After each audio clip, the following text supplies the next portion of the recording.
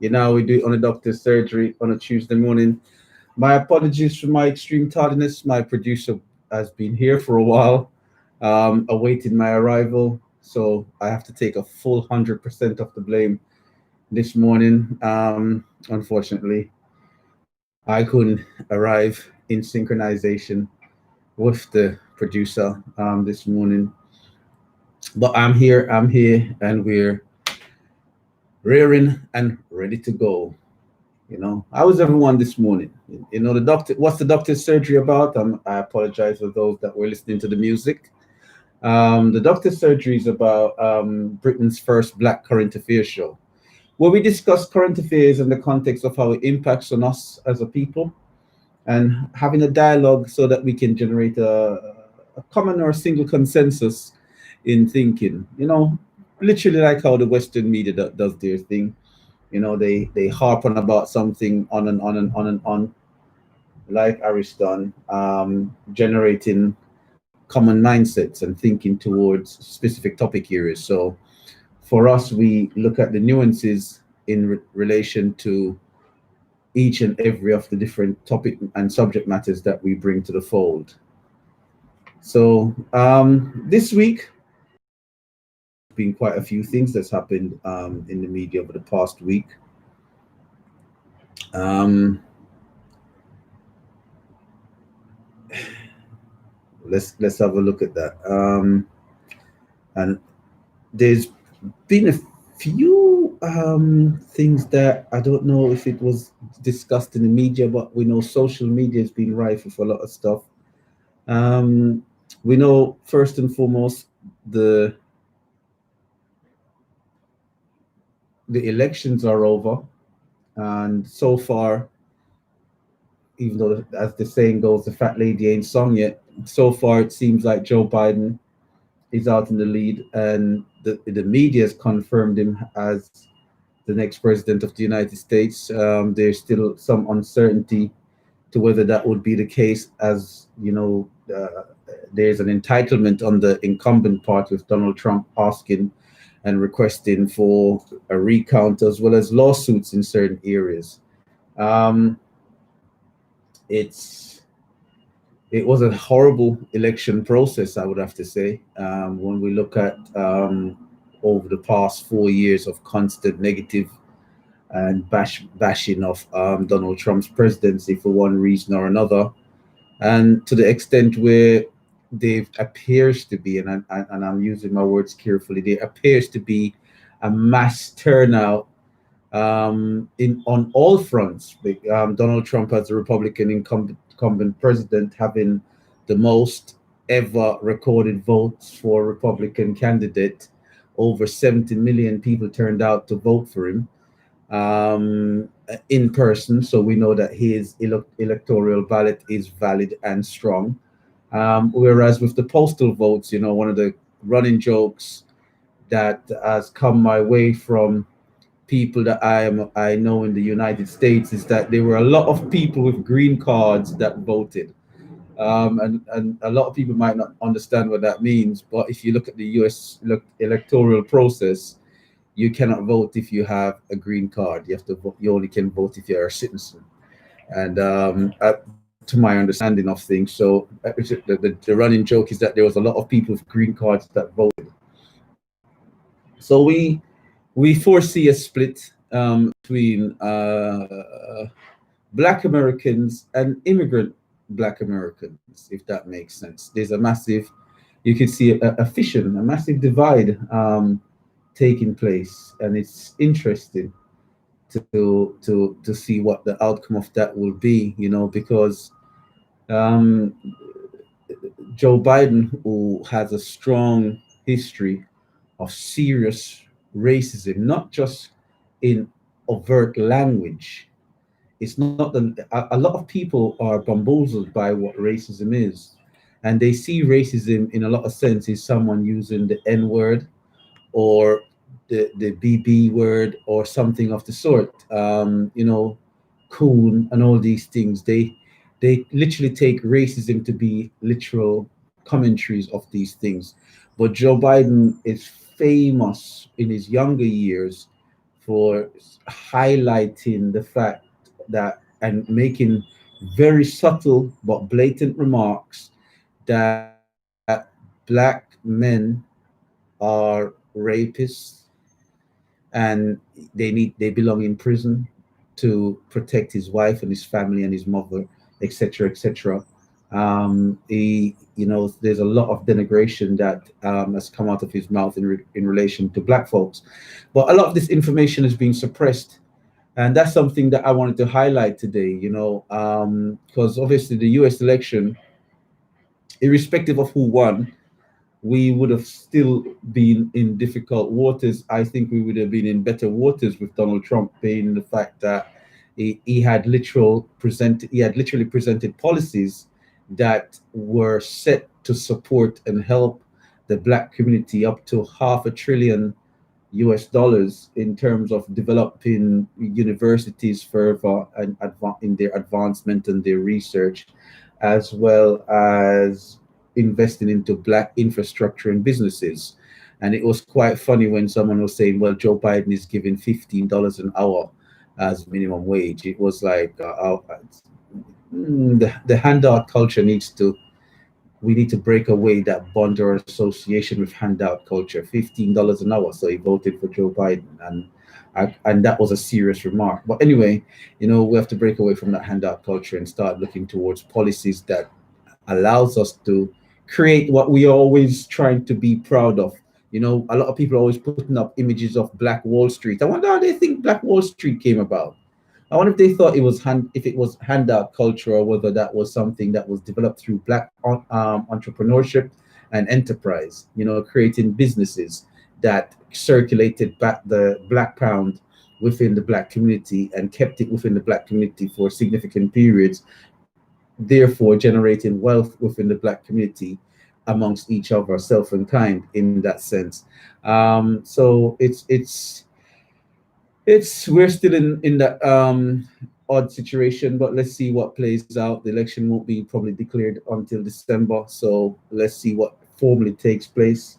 But it is a shame that having been so close to receiving significant policies that would have been profound towards our community development in the United States, that seems to be not gonna take place. But we watch with anticipation and see if anything comes from that.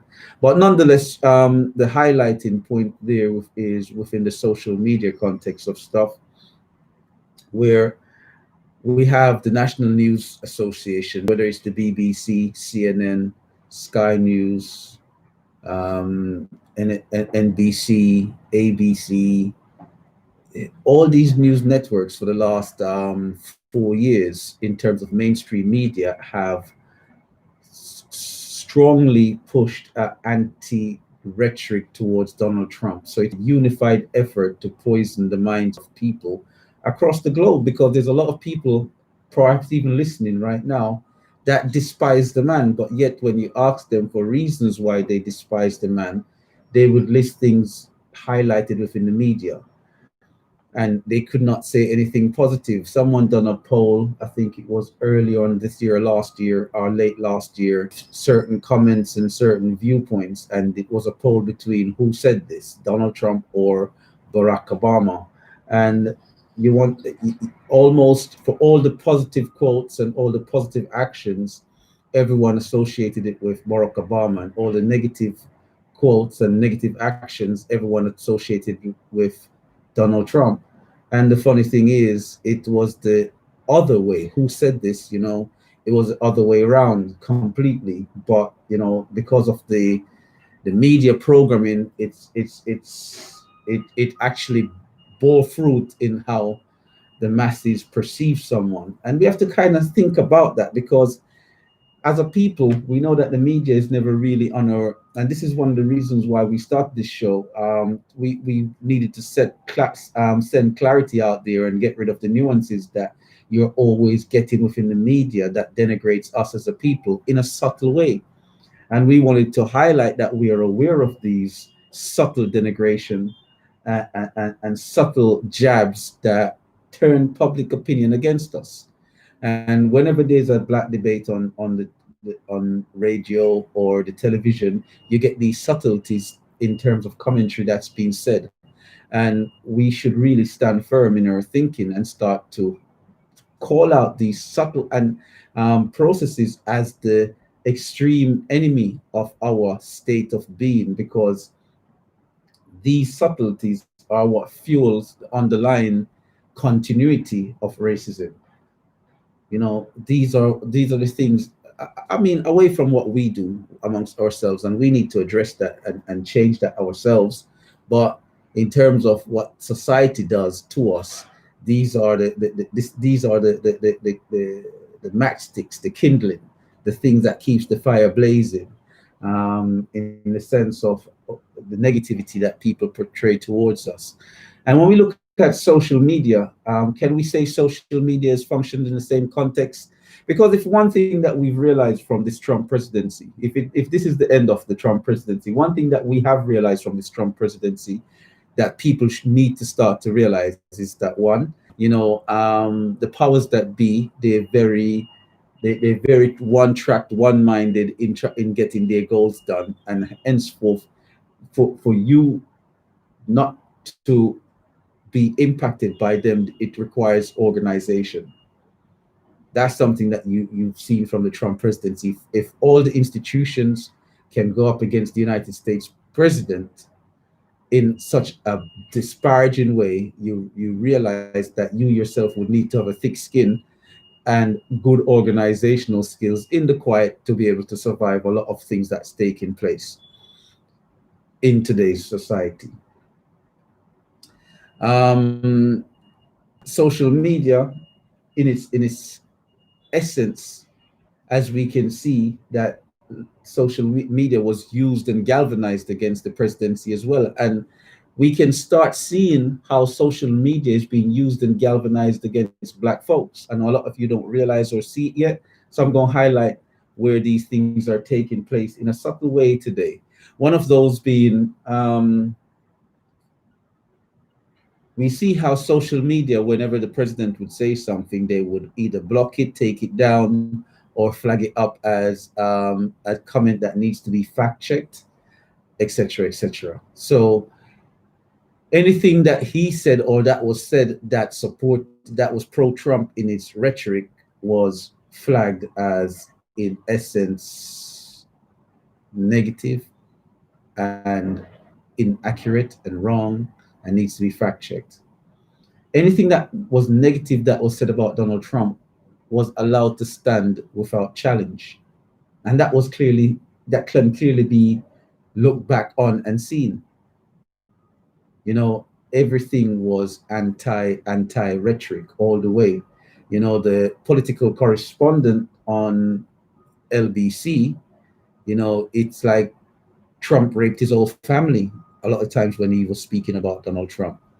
The hatred and the language used was designed to get the listeners to hate, hate, hate, hate, hate.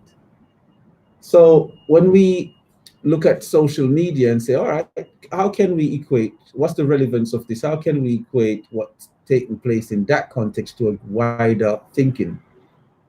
You'll start to see that social media, and we're going to use, obviously in our case, we're going to use entertainers because it's very difficult to use business and political people. We're going to use entertainers. We know that Tory Lanez was recently accused of a heinous crime, which is shooting. For those who don't know, Tory Lanez is a Canadian rapper based in the United States. And he was accused of shooting Meg The Stallion, who is a transsexual. Transsexual? Is she not?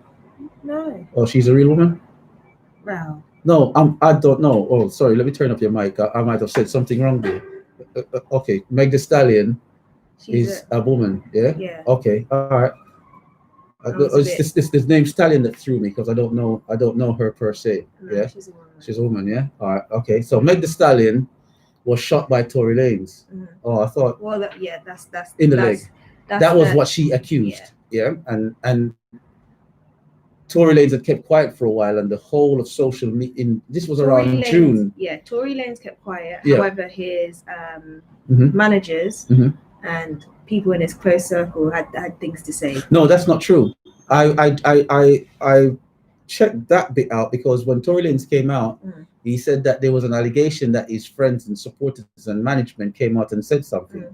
But he said, "Can anyone show where this is, where this saying something has taken place?" And because I saw the Tory Lanez bit, I didn't see the Meg Thee Stallion bit. But the social presence of the Meg Thee Stallion bit was profound. That I saw, if that makes sense. Yeah. So she, according to what everyone was saying, it was that she was saying that these things have taken place. And what Tory Lanez came out is, when did his management or his team came out and say anything? Can anyone provide any evidence? Because he knows he was clearly told by his legal team not to say anything.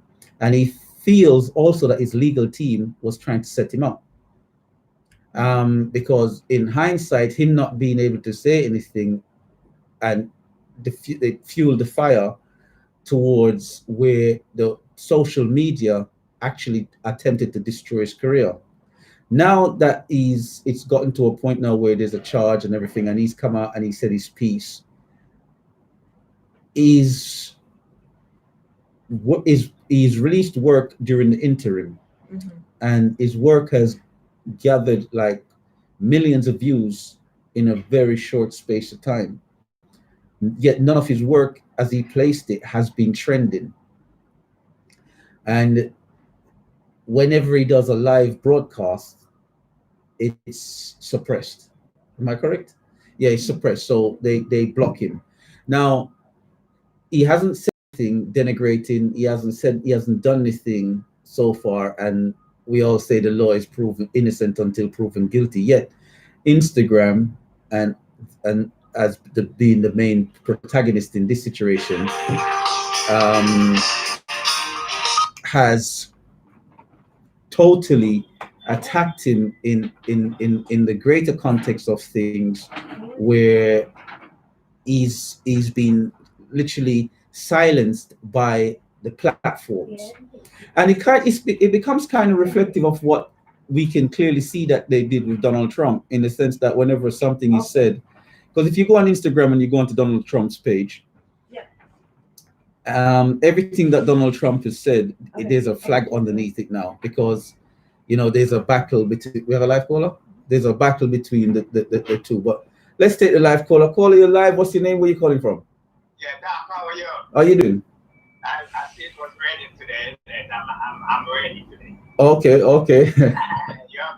Doing my best. Yeah, you're doing good. Yeah, thanks. Yeah, it's always a pleasure to be waiting for you, and then you show up. They would be more disappointed if they didn't. Thank you very much. Thank you. Let's give some greatness for that. Yeah. Yeah, man. No worries. I have to apologize by myself today, because, like I said, the producer was in studio sitting here for a while. So. So. At least you make it. They say it's better to be late than never. True. Because sometimes when you're never is in the grave, you're gone. Why? Yeah, but anyway, I called back to talk about the election here, because the election was at my mind. It's just this morning I was listening to this FDT news, and the FDT news was saying just exactly what you were saying. She was saying, how could the media be calling the election? When the election is not over, Yeah. The count is not finished. They still have legal challenges. Yeah. Going on. Yeah. Even the vote for the what you call that, like the Senate and all of that, it's still finished yet, is it? No. You see, so this is what they were saying, and they were saying that that's part of the media. It's quite interesting witnessing what's taking place, and what's clearly taking place is the rights of the people are being eroded and celebrated by the people. Because whenever, and a wise man once said, there's two types of people in the world, and I say this a lot: the righteous and the unrighteous. And it's and it's always the righteous that starts the war. For the last 4 years, the Trump presidency has been treated as being undemocratic and you get me, by the righteous left. But yeah, they've always done it in the name of righteousness, And when Donald Trump said there's good and bad people on both sides, they took it to say he was saying that there's good racist folks. But yet, I listen both sides. I was listening to Joe, and I have to take everything with a pinch of salt. I'm going to explain why. I was listening to Joe Biden talk, and Joe Biden said we have to come together as one United States. It's not red states or blue states. We have to come together as one United States. We have to heal this. We have to heal between the people. And he broke. They need him to do that. Yeah. So now I'm sitting there thinking, so these people that were scums and despicable folks a week or two ago, now we have to heal under you with them. I thought they were scum. If scum is scum, we shouldn't be. What shouldn't he be saying? We need to cut these cancers out in terms of those far right folks, but yet. He's talking about now coming together under one umbrella. We are aware. We all know that Joe is a Klansman, but this is what I'm saying. What I'm saying is we can see from what's taking place the subtlety of how people are celebrating their own loss of liberty without even realizing and demise. Yeah. And one thing I'll cut you off there. One thing I'm proud to say though, that I find that was so true that I really had to comment on this, is that if you notice, what Trump has gone to, not going to right now as well, but has gone to do with not only the media, but to do with when you say in the world they are good and bad, and good and when you say good and bad, right and wrong, the righteous and the unrighteous.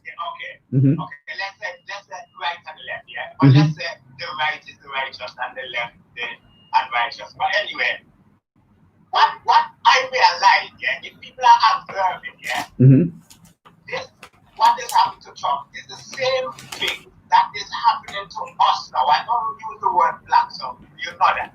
But it's what's happening to us, our people right now. And it's been happening so long from when I start observing. Yeah. The media is what keeping us down. If you understand what I'm saying.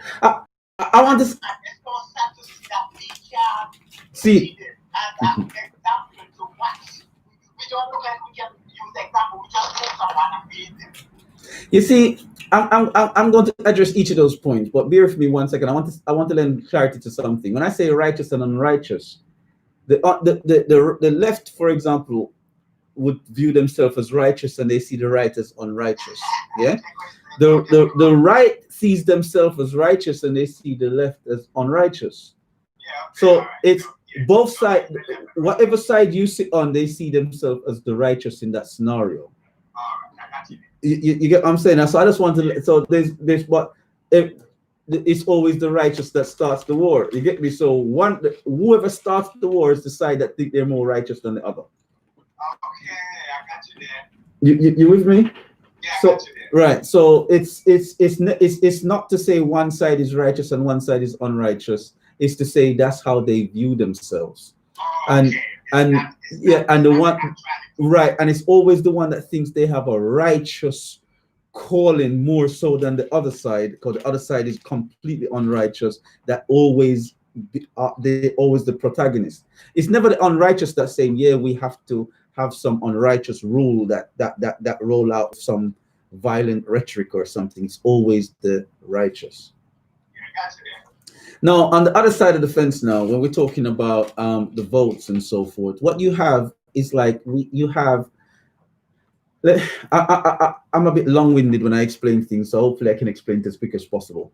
We have. You take your time. as a youngster growing up, I grew up in a Christian family. I'm not religious anymore, but I grew up in a Christian family. So a lot of things that were said whilst I was growing up has registered to me and still stays with me, unfortunately, with that Christian. Right. Now, growing up, I used to, in every Easter in Jamaica, there used to be a TV show called The Greatest Heroes of the Bible. Every Easter, without fail, this would come on for years. No, The Greatest Heroes of the Bible. Every Easter, without fail, every Easter on TV, you switch the TV on, The Greatest Heroes of the Bible.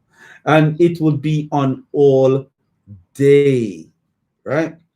And year in, year out, all day, the greatest heroes of the Bible is on TV come Easter Sunday or whatever day that is. Yeah.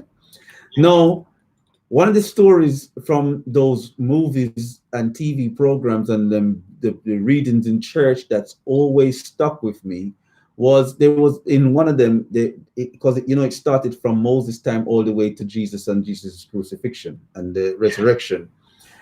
Was when there was a Roman ruler, whilst Jesus was in prison, there was a Roman ruler that he gave the option to the people who he should he release from prison. Should he release Jesus or should he is it Barack? I'm glad you said the name. I didn't know. I don't know the name of the other person, but all I know the other person was a thief. But is it Barabbas? All right, so you know the story. And hold on, wait for it. And I see the people in the TV show. I see the people give a rapturous vote of confidence for the thief.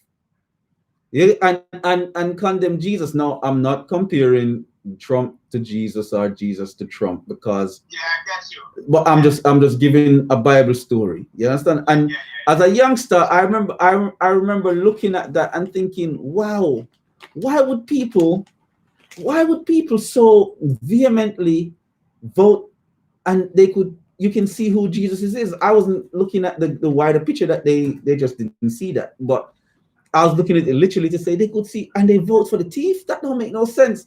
And it puzzled the young mind. And that's what don't you notice something there, yeah? I know it's an allegory, yeah? Don't you notice this is how the world is gone? When you're right. Then hold on, man. So I sat there and I saw that, and for years it puzzled me. And my brain towards it came to a resolution to say, you know something, it's fictional. So obviously it's a fictional narrative that was utilized to create a certain thinking. Now, so that's how my brain resolved it over time, right? But however, when you take a lesson from a story, and when you take a lesson from a story, you can start seeing that I see this society, it utilizes these stories as euphemisms for how they engage control. Okay, and when you start to see that, you see people always celebrate their own demise. Their own demise, because this is what I'm saying with the Trump situation now. If you look at it, I mean, not if you just on one side or the other, because I know I myself prefer Trump. I'm not on no side, but I know it's a dangerous thing if Biden come in. I know that. So we wait to see what takes place. If it's a Biden presidency, I would tell people to stand firm and make sure. I'm speaking to the fellow Americans I'm talking about because we're here, right? To stand firm and make sure that that they don't lose their rights under this devil that potentially could be the next president. It's gonna affect everybody in the world. It's already done. But the thing with Trump as well, it amazes me to see how all these people were acting like there was Trump friend, how they just dumped in one time like that. I'm surprised, and especially one person in the Middle East that I'm talking about, especially. I'm like, I can't believe this, and as I said, if you look at this, it's a good example of how life is, because a lot of people, they don't know how life is. They don't look at reality or actuality. They just look at life as, I don't know, like a myth, like it's not happening. They're more value achieved rather than what's on the ground. So yeah. So, but now it goes beyond the presidency. You know, I use it as an example to lead on into the fact that you can start seeing the same impact taking place with us. You know, when a lot of people talk about youth in the UK, the first thing that comes to mind when they talk about urban youth is gang violence and gang crime and gang culture. That's the first thing that comes to mind. That's how the media has that's how the media has programmed you. So I see the presidency as an example to explain what's taking place with the people. So the media has programmed everyone thinking so much that when you think of young black boys, you think about you start associating with violent crime, prison life, gang culture, knife stabbings, potential shootings, and rape.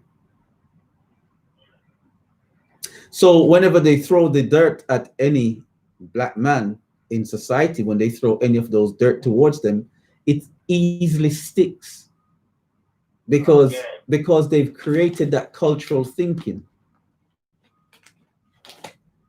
And this is one of the things, just like how they say Trump is racist now, some people go, yes, he's racist. It sticks easily. It doesn't matter that he's taking part in many civil rights support processes and has been and received many awards for doing a lot of work with black leaders and for the black community. You've never heard that on the news about Donald Trump, but that is the case.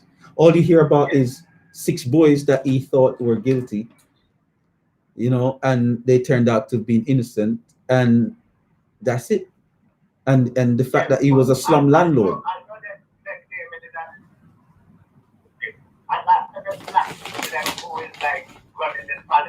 That is like more than even the white guy. The person that surprised me was President Bush. President Bush was against him, and President Bush knows what's coming over it because he knows what happened because he did that before, didn't he? Yeah, when he stole the election, he was the first thief in it. But he never stole it though. It's just like if Trump was to concede it, then you can't say that they stole it because he conceded. Exactly. And you know, when I wasn't even into politics, I knew that right away. And then look what happened September 11th. And Al Gore, you will not believe that sometimes, remember, 6 of one, half a dozen of the other, right? Because Al Gore would have probably been a worse president than Bush. I said that too. How did you know that? I said that up to this morning. I said that. I said, you see, sometimes you don't really argue with certain things, you know, because certain things sometimes it's for our betterment, but we don't know it. You understand? So, well, I wouldn't say our betterment. I would say the lesser judgment, because boy, because sometimes because we're not in control, we have to go through with the regimes that impact us the least. Yeah. You know, because they all have negative impacts on us in some capacity and ways and shape and form. Yeah. Yeah. Yeah, that's correct. All right. But yeah, man, that's a good thing started out with because we need to start doing that. We need to start looking at examples because if something just like and do like that, how for just exit that never fight this case. Then that's what would happen. And I think it's good to fight your case. Yeah. Exactly. All right. Yeah, man. All right. This is from you and the lady. Give thanks. Thanks. Yeah, we got a text message. If you want to take part in the show, you got anything you want to add, you want to challenge anything that I've said, because I might have said a few things that people don't agree with. The number is 0753-996-8143. I'll give it again, 0753-996-8143. One more time, 0753-996-8143. If you want to take part in the show, you have anything that you want to add, please do so. Our people run to and fro unstable. So 746 says our people run to and fro unstable. Is that what you mean, that our people are unstable because they always they undecided, they run up and down, they don't know what's what, you know?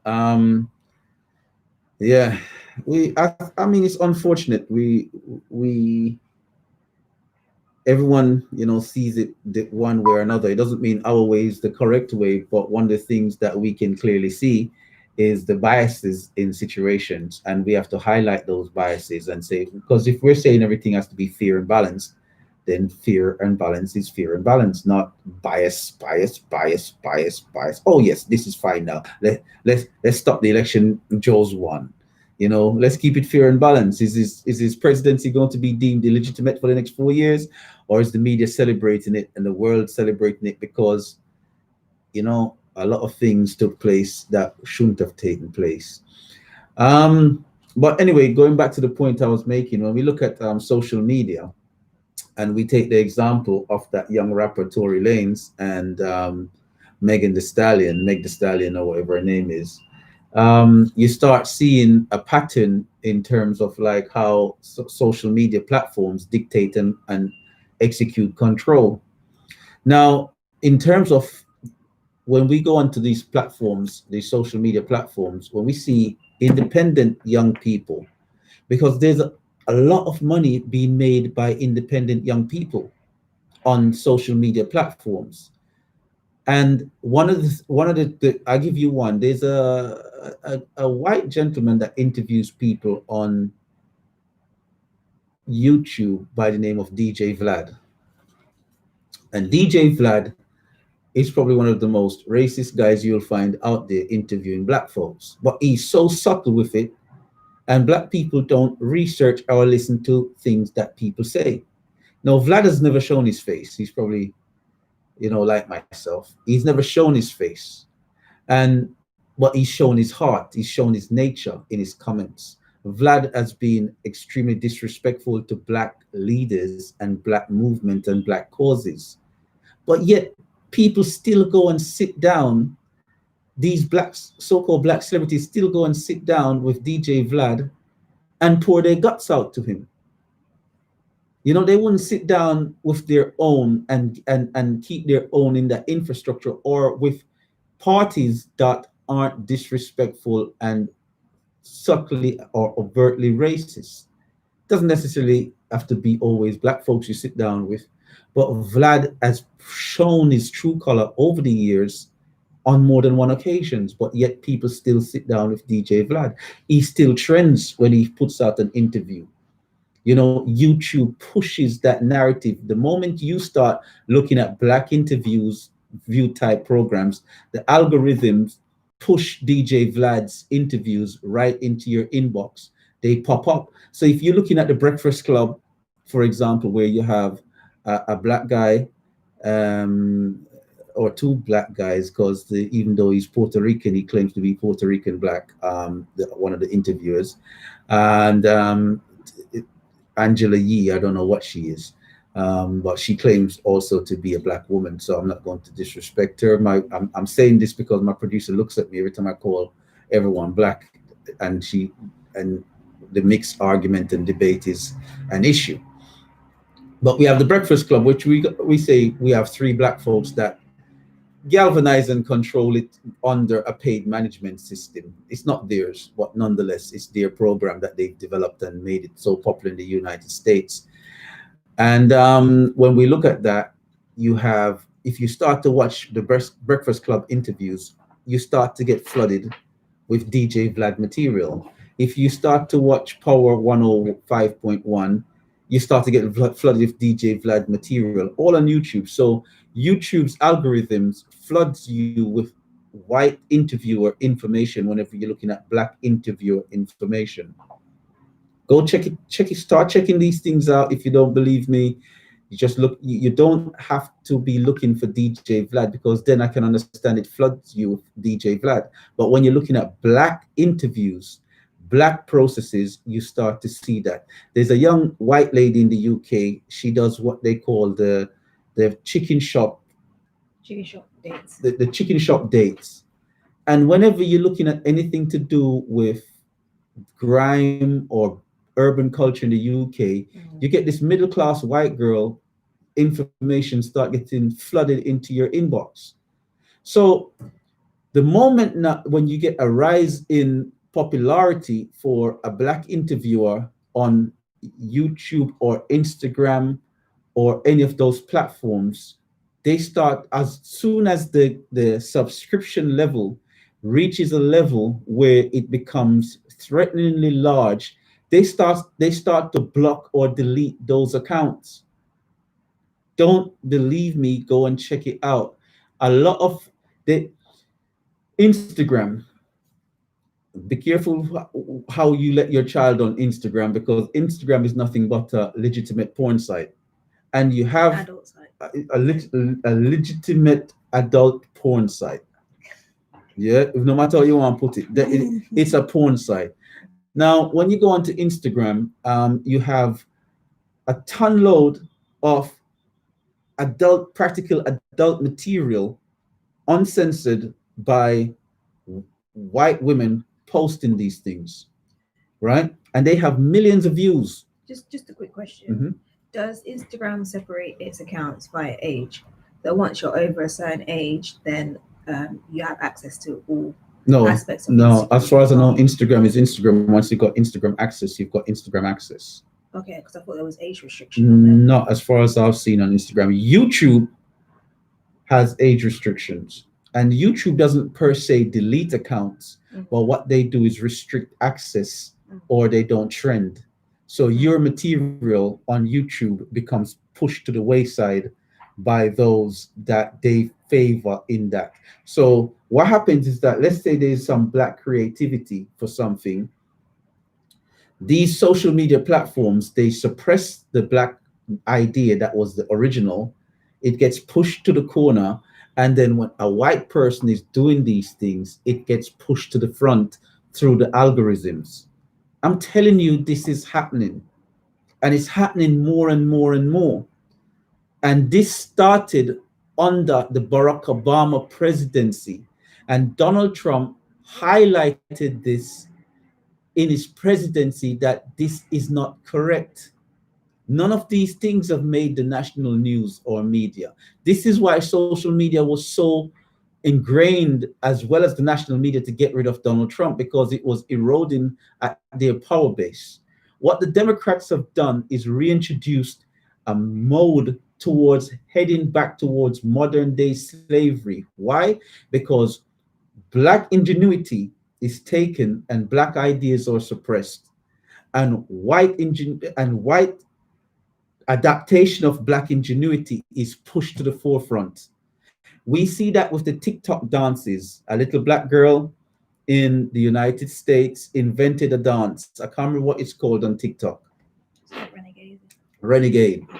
If you don't know the story, look it up. She invented Renegade, and she was getting millions of views for this Renegade dance. What happened? All these white girls, and I'm not knocking them because they were just being themselves, but I'm telling you how the algorithms work. All these white girls started to copy Renegade. What happens next? A white girl and her friend began to make millions from Renegade, because TikTok and the social media platforms began to flood Renegade, her video, via the trending format. So what happened is that the imposter superseded the originator, and the originator was pushed under the carpet. Within the, like I said, Instagram is nothing more than a porn site, a legitimate porn site where children access. You know, you have black women that are garnering a lot of attention because they're doing their modeling. They might be modeling something a bit risky. And as soon as they reach around 700,000 towards 1 million followers, their accounts are deleted. It's so bad now that every single black female practically on Instagram are making multiple backup accounts, because as soon as they get a certain level of attention and they start to make a certain amount of money from Instagram, their accounts are deleted by Instagram. No prior advance warning, the accounts are just deleted. Instantaneously, they wake up one day, their accounts with all their followers, their earning potential gone overnight. Yet you can still find white protagonists with 7, 8, 9, 10 million, 11 million followers that are far more risky, that are far more blatantly in its nature towards pornography, still there on Instagram, unpoliced, unabated, unchecked. So we have to be careful what we celebrate when we celebrate and don't realize what we're celebrating against. So I've sat on this for a while. I said to the producer, should we talk about this? And the producer said, no, it's a morning show. We can't talk about it in depth. So I have to respect what the producer said, but I had to mention it this morning because it is something that is there ingrained and it's getting worse. So when we are there and we're celebrating the demise and the downfall of Donald Trump, look at the wider picture. We're heading towards a modern day slavery because everything is done by the media and social media, and they are now choosing who goes up front on these platforms. It becomes, what's the word? It becomes a filter for stealing ideas as opposed to be a filter for you to get unabated access so the world can celebrate your idea. Just to give a perfect example of YouTube, you have the YouTube Awards, where basically all the top YouTubers get award because they've got the most followers or they're doing the most content, they're getting the most media attention.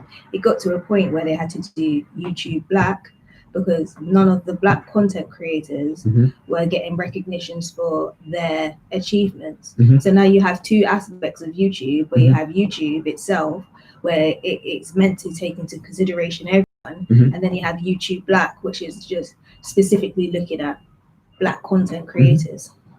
I mean, look at Daquan. Daquan comments on things taking place in the Black community, right? And on the face of Daquan, you got a Black guy. Daquan, who everyone thought was Black, had a following of over 80 million. The account is worth over 70 odd million US dollars, they're saying. And only when it was sold for over 70 odd million dollars, it came out that Daquan wasn't Black. Daquan trended because Instagram knew who they were trending. And they knew who they were targeting, trending Daquan too. Daquan highlighted everything taking place in the Black community. Black folks thought they were following a Black guy. White folks followed Daquan because he was keeping the interesting, cool stuff in the Black community in the public eye, and it was being, trended into their inbox. So they naturally looked at all his postings. For those that don't understand what trending means, because don't worry, I had to scratch my head around some of these terms myself. You can open your phone, you go onto YouTube or you go onto Instagram. I don't know about Facebook, I've never used it. And when you switch on these and look at these platforms, what you see on that home screen is a whole bunch of videos that you didn't ask for. They just pop up on your home screen. Now, if you got multiple phones, like with other people around, when you look at that home screen, one of the things that you start seeing is videos in common. Now, if you can imagine that there's millions of people on these platforms, and all these millions of people are posting millions of different stuff. So who dictates what goes onto everyone's phone screen? Because essentially speaking, there's so much videos there, a randomized approach is impossible. So what they do is they trend what they claim everyone's looking at, but that's not what's taking place. What's taking place is that they're trending what they want you to look at. So if something is said about Donald Trump, for example, and I use this scenario to make it more emphasized. If something negative is said about Donald Trump, everyone will have that link to that video of, or that photograph or that meme of what's being said disparaging about Donald Trump. I'll give you an example. Has anyone seen that video of Donald Trump in the nursery kicking up and going, no, I don't want to, I don't want to, it's mine, I don't want to? Has anyone not seen it?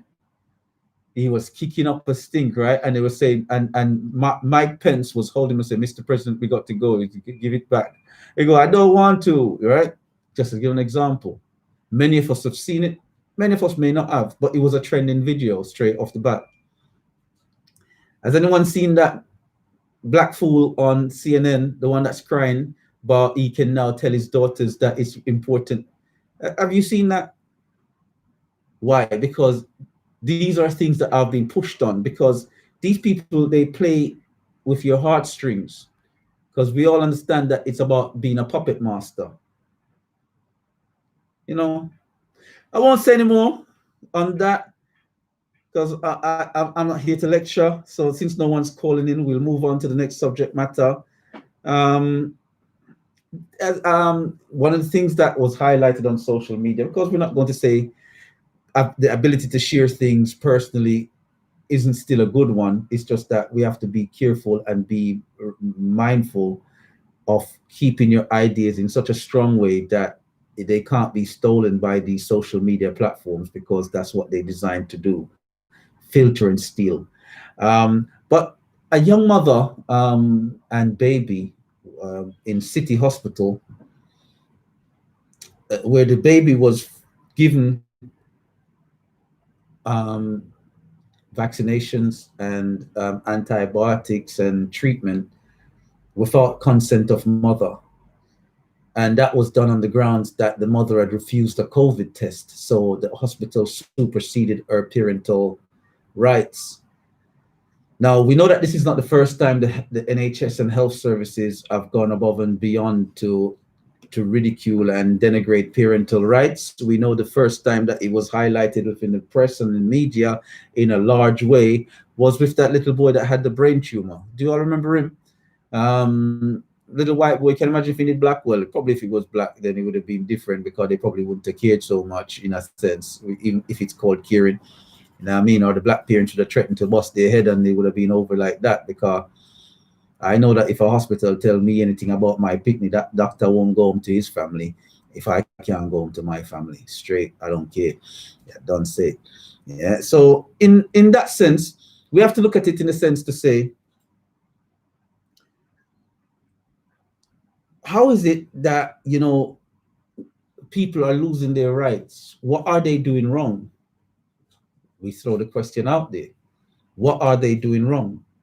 How is it that people are losing their rights where hospitals can supersede and take necessary actions without your consent? Did the mother put the baby at risk by refusing to do a COVID test? You know, because, or for her to do a COVID test in order to get her baby, to bring her baby home? Which is a bit, you know, ridiculous. But nonetheless, that took place. There was a major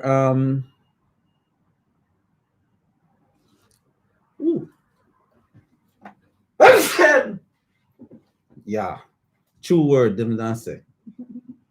Yeah, my apologies. See, this thing here making me sneeze. Right, yeah. So transfer in the newspaper as well this week, over the past week, following the US elections, there was a highlighting factor to say that there's a major transferring of wealth taking place because of COVID and the lockdown. So as you know, many businesses are being ruined. Let us know about your business. Is your business doing okay? Because with a second lockdown now well on the way in the UK, many families are being made bankrupt. I mean, in a funny way, a lot of the businesses that are being demolished and reduced to nothing are really non-black businesses, because there's quite a lot of black businesses, but for some reason black businesses have always struggled, so we found ways of coping, you know. But we know that a lot of black businesses are going down. If you guys remember the M-Dubs, in the good old house and garage days, do do do do do do do. I can't sing. You get me? That song, and he had the next one.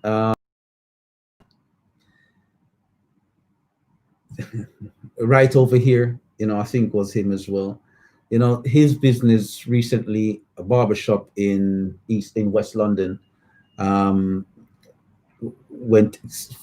he said he's closing because he can't afford to survive COVID.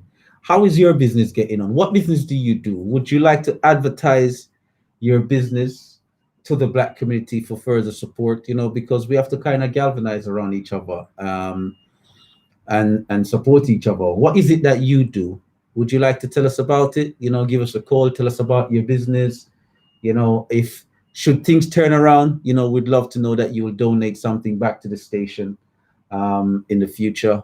But give us a call. Let us know if your business is going through some difficulty and what you do as a business personnel. Work-wise, I think that people have to look forward to the furlough process. But business-wise, we know it's slightly different. But the transfer of wealth is taking place and it's real. In the United States alone, do you know how much money has changed hands in terms of the infrastructure of things?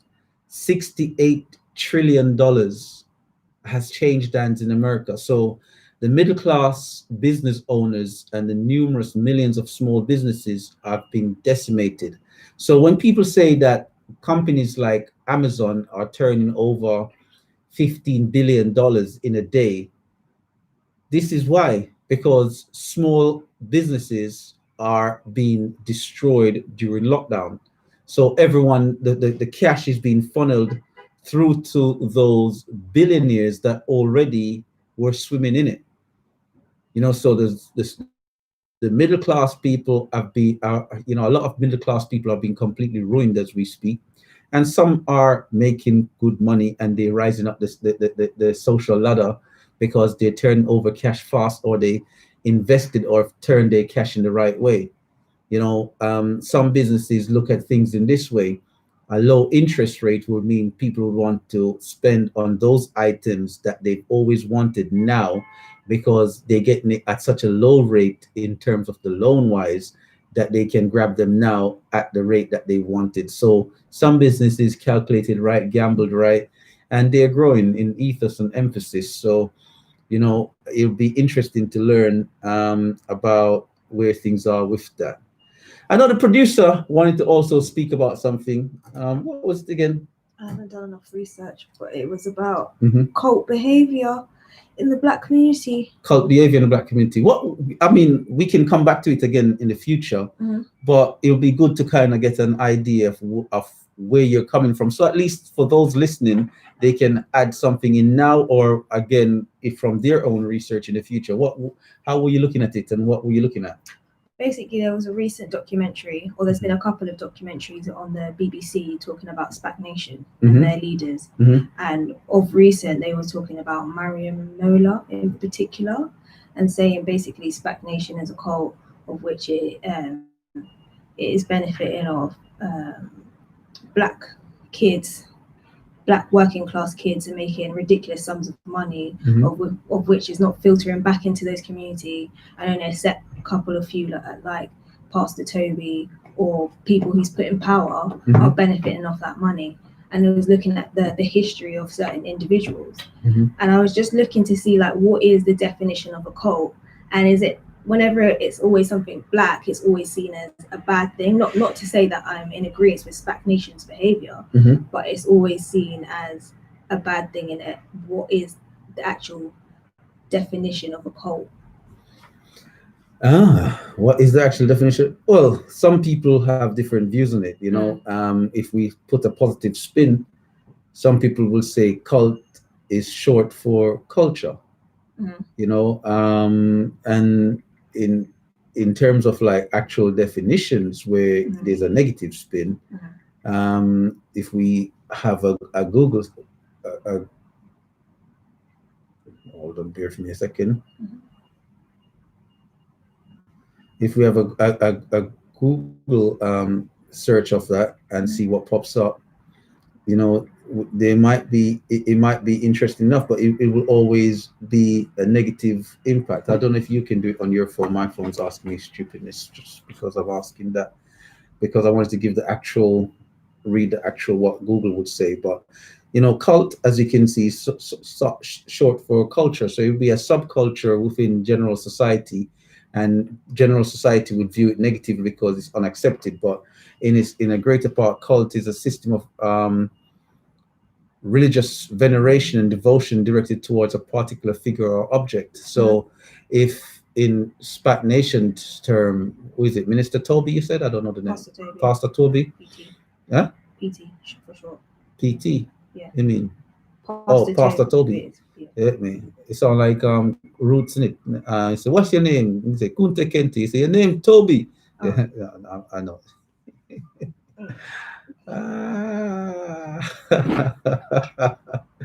Yes, Toby. Yeah. Anyway, Go on. and that's one of the definitions. And then the other one could be like, as they say, Because what I don't understand is if you look in society as a whole and look at individual factors, it's never equated to being a cult.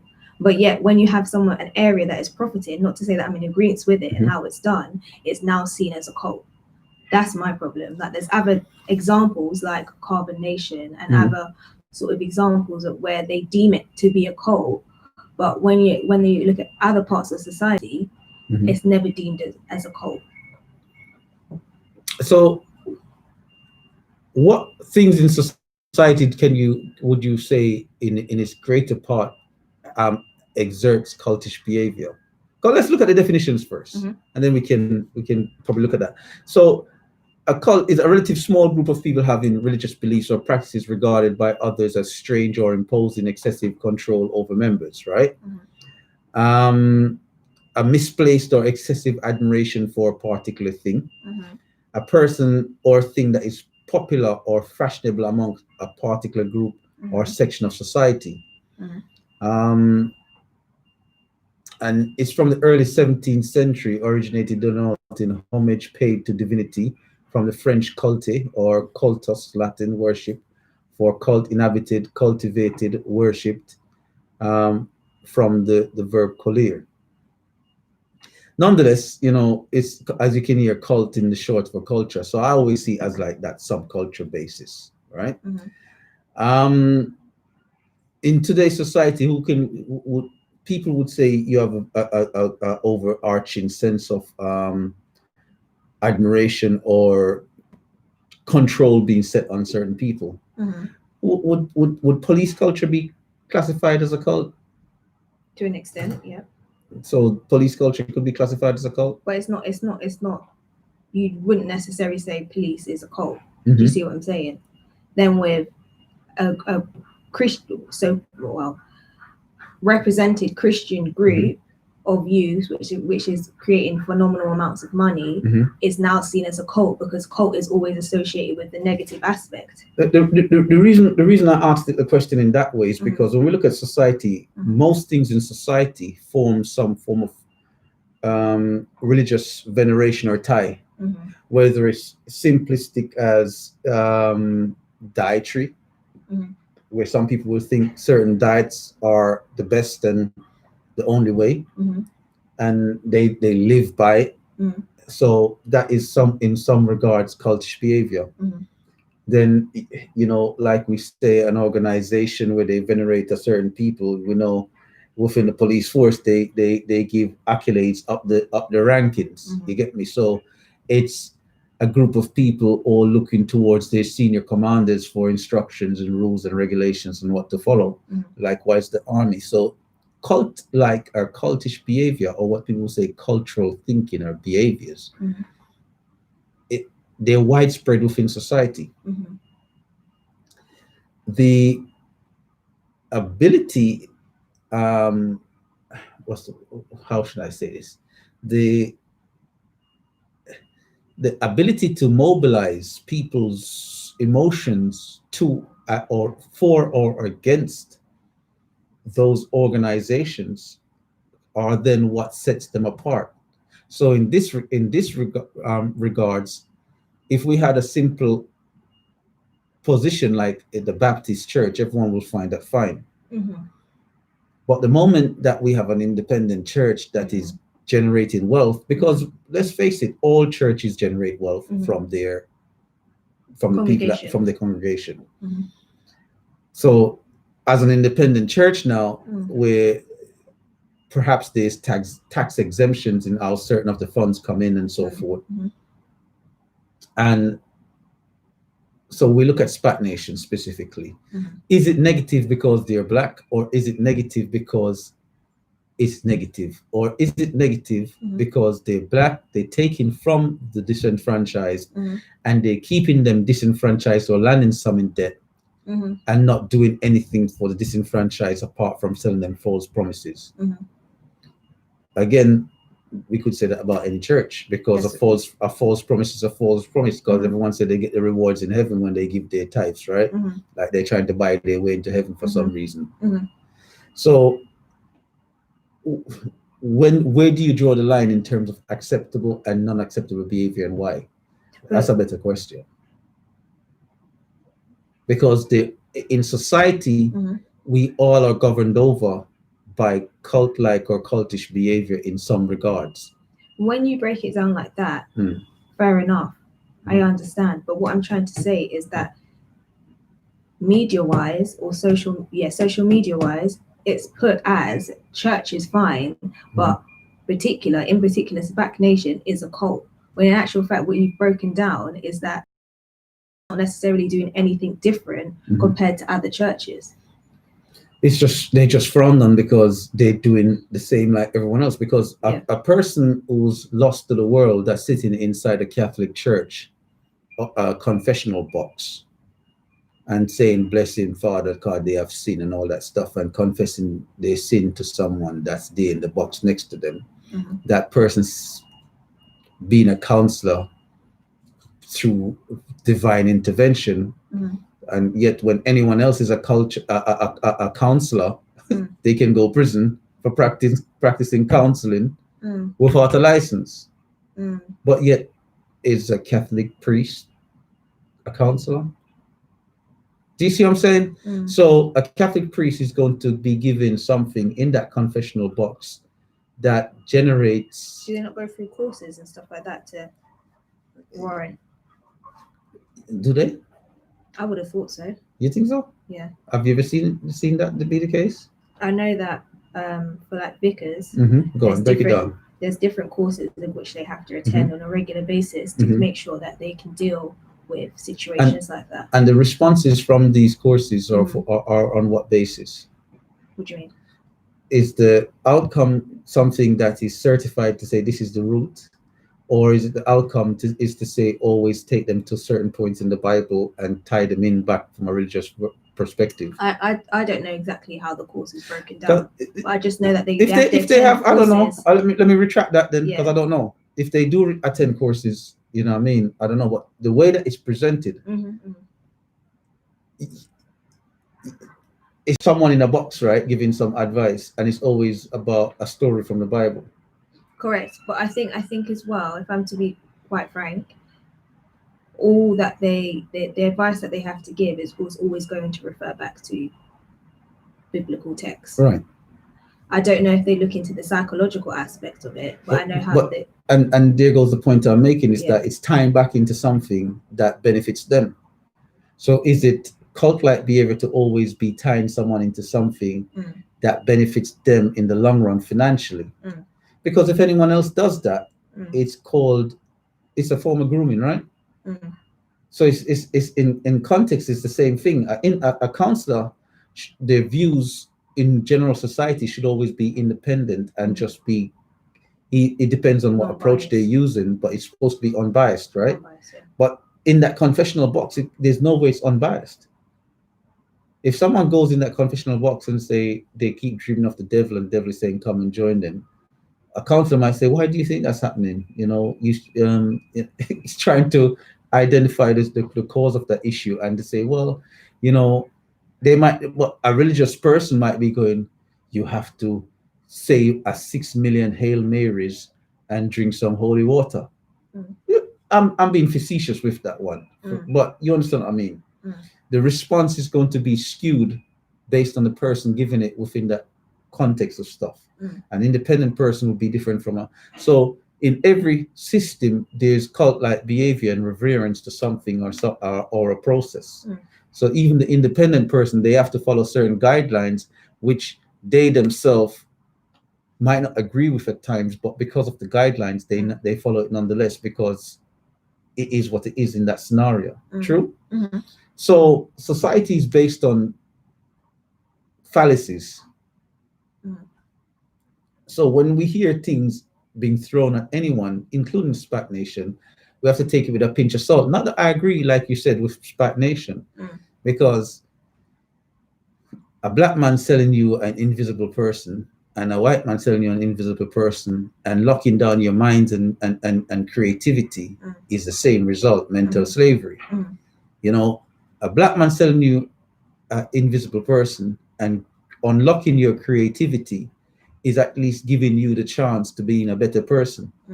But that's not what's being done. Everyone wants to lock you down and create a mental slave. And as you can see, even with these so-called liberal elites, that in terms of what they're pushing for, it's creating a modern day form of slavery. It's like, you're free to think what I want you to think. So it all boils down to the same thing. We're living in cultish times. You know, so anyway, I don't know if anyone has anything to add in regards to that. The number is 0753-996-8143. I'll give it again, 0753-996-8143. It's the doctor's surgery. You know, we do each and every Tuesday from 8 until 11, or when we get here after 8 until 11. We're Britain's first Black Current Affairs show, where we do our best to discuss the nuances, the slight in-betweens in these subject and topic areas. The number, again, 0753-996-8143.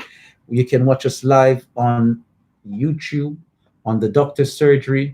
You go into the search bar, you search the Doctor's Surgery, it pops up.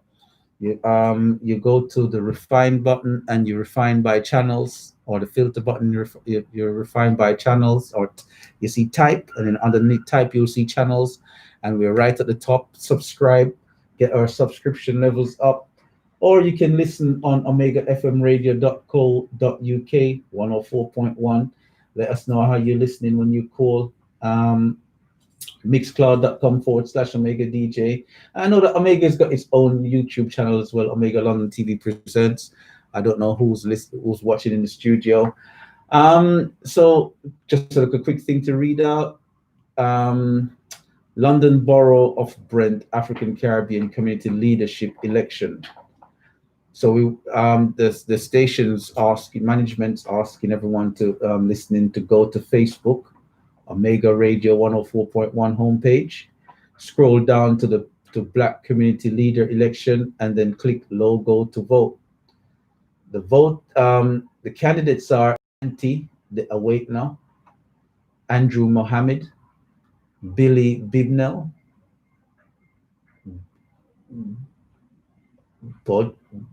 Boogie. I don't know how to pronounce the name. It's got 3 G's. Brother Man, Phoenix, Cheryl Phoenix, Orkai, High Priest Amun, Jayut,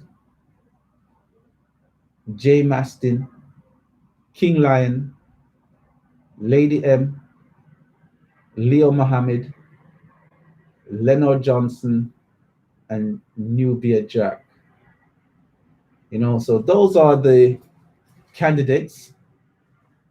Well, I don't know how long the presidency is in terms of this vote. How long is the presidency management? How long do they last on as a leader for the community? Is it a lifelong post? It'd be interesting to know if there's going to be like votes every year or 2 years or 3 years or 4 years. How long does that person sit in that role? But as a community leader, So it's London's Borough of Brent African Caribbean Community Leadership election. Get a spearhead going. I think that's what it's about. Someone that will take forward the rallying cry of the community for all. It's a focal point where I guess the other contenders would all support jointly in terms of making sure that we start to implement policies and procedures within the community, because Brent needs it. I think Brent is one of the worst led boroughs in the United Kingdom. Brent Council is led by people that live in Kent. Some of these people don't even like black folks, and yet they run in a council that's such a high percentage of black and Asian folks.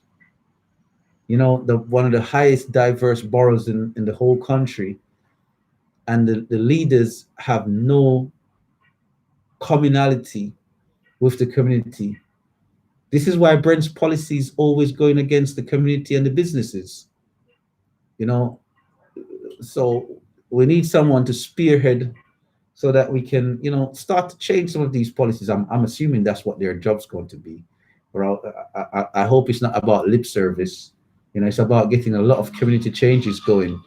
So I hope that is the case. Caller, you have to go live. Quick one. You're live. What's your name? Where you calling from? All right, not yet. All right, let me pass you over to the producer quickly. Yeah.